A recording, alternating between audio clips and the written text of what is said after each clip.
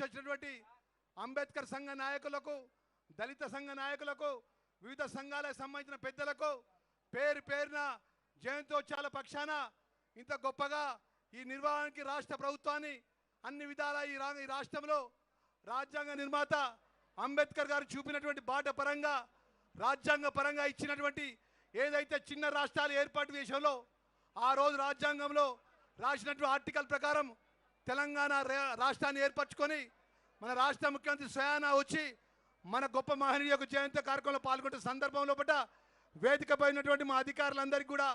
ఇంకా మా కాంగ్రెస్ పార్టీ కుటుంబ సభ్యులు, దళిత సంఘ మిత్రులకు, ముందున్నటువంటి వివిధ దూర ప్రాంతాలకు వచ్చినటువంటి దళిత సంఘ పెద్దలకు, వివిధ సంఘాల పెద్దలకు, మా పాత్రికేయ మిత్రులందరికీ కూడా నమస్కారాలు తెలియజేసుకుంటూ, ఈరోజు మన ప్రభుత్వం